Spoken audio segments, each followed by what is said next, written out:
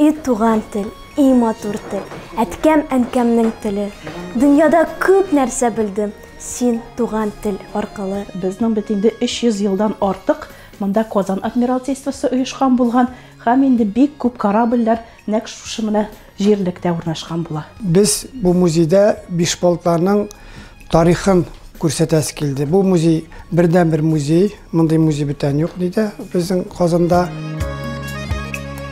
Бу безнең музей ичендә лаборатория.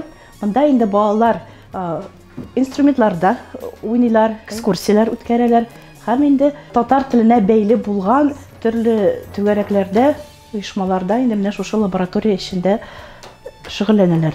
Музейга килгәндә мондагы экспонатлар бик күп җирләрдән җыелды инде, һәм инде күбесе менә шушы Бишбалта җирлегенә караган экспонатлар. И туган тел, и матур тел, әткәм әнкәмнең теле. Дөньяда күп нәрсә белдем, син туган тел аркылы, дип язган бийек татар шагыйребез Габдулла Тукай. Мин Низам Камилә Илшат кызы. Миңа 13 яшь. Казан шәһәренең Киров районының 15-нче татар гимназиясендә белем алам. Биргә, җырларга яратам. Музыка мәктәбендә курай белән шөгыльләнәм. Мин үз гимназиямны бик яратам. Һәм анда тырышып укыйм. Без татар телебезне яратырга тиеш.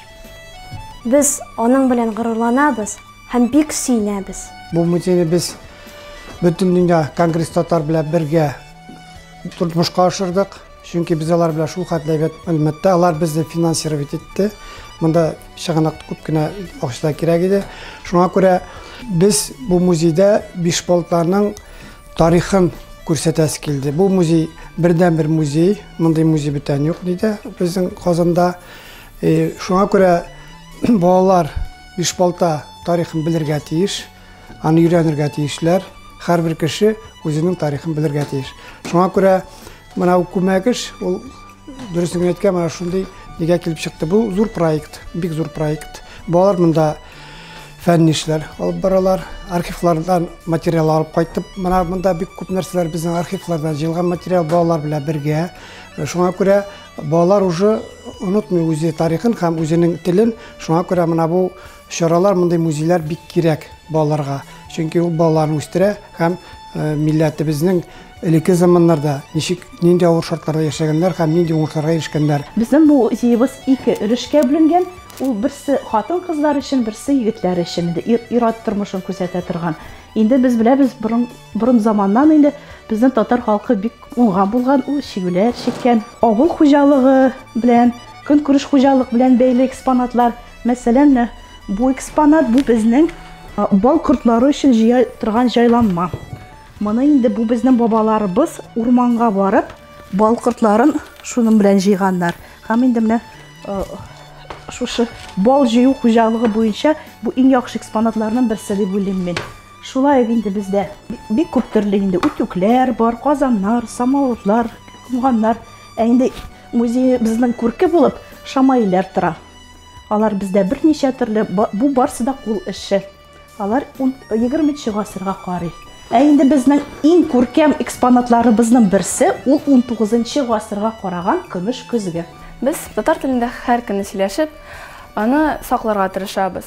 Урамда, өйдә, мәктәптә дусларыбыз белән, әти-әниләребез белән һәр вакыт татарча сөйләшәбез. Мин татар әдәбиятыннан олимпиадаларда катнашам. Хәзер менә республика этабына барам. Миңа татар теле бик ошый, күңелгә җатып тора. Аның шундый саф, йомшак, матур, назлы тел булуын яратам. Татар милли уен кыраларында уйныйбыз, аларның төрлесе була.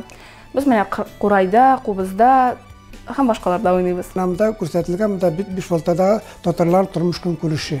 Ничек яшәгәннәр ул вакытта, нәрсәләр булган, алар нәрсә белән шөгыльләнгәннәр, нинди заводлар булган. Әйтергә кирәк, менә монда безнең каршыда менә бу күрсәтелгән бу бик күп монда булган магазиннар. Монда шушы кулдан эшләгән әйберләр Бишболта кешеләре шунда сатканнар. Безнең фән җитәкче Мавлиев Дамир Исхакович, аның көче бик күп керде. Ул зур этнограф, профессор һәм музейның фән җитәкчесе. Андый кешеләр булганда рәхәтләнеп эшләргә була. Миңа рәхмәт, конгресстатара да рәхмәт әйтәбез килә. Алар бик күп, бик нык әйбәт элемтәдә без алар белән. Шул хәтле матур итеп эшлибез. Ул ни дөрес әйткәндә, алар ярдәмендә без бик күп нәрсәләр эшлибез, чаралар үткәрәбез. Безгә конгресстатардан килгән кунаклар киләмендә безгә бик күп кунаклар килә. Без алар белән аралашабыз, сөйләшәбез, балалар белән очрашабыз, концерт номерлар күрсәтәбез. Шулай итеп матур итеп яшибез конгресстатар белән. Инде безнең шулай этнографиягә караган бишегебез бар инде. Тормышына ул инде безнең электән әлибә җырлары белән, бит халык җырлары белән инде тирбәткәннәр. Безнең балалар сөйләгәндә инде шушы халык җырларын җырлап сөйлиләр инде гадәттә. Инде һәм иң кызыклысы инде ул безнең Казан адмиралтействосына караган тарих белүебезчә, безнең бит инде 300 елдан артык монда Казан адмиралтействосы оешкан булган һәм инде бик күп корабльләр нәкъ шушы менә җирлектә урнашкан була. Хәтта Екатерина II инде килеп менә безнең шушы флотыбызны мактап киткән була. Инде менә иң кызганыч тарихлардан берсе безнең балалар сөйли. Ул безнең менә агач кисүчеләр. Аларның тарихлары бик кызганыч. Ул вакытта корабльләрне төзегәндә лашманнар дип атаганнар аларны. Анда татарлар да кергән, марилар да кергән, башка төрле халыклар. Но иң күбесе шушы служилый татар дип атайлар инде аларны. Булганнар. Иң аянычлысы менә һәрбер агачны бозган өчен борыннарын кискәннәр. Менә шушы документлар да бездә бар. Алар турында да балалар сөйләр. Инде менә шушы тарихны белгән бала югалмый, үз тарихын, туган ягын яраткан бала, ул һәр вакытта тәрбияле булып үсә, үз туган илен ярата. Һәм менә шушы безнең гимназиядә шушы Казан тарихы турында бик күп мәгълүматлар җыеп, конференцияләрдә катнашып, балалар үзләрен күрсәтәләр.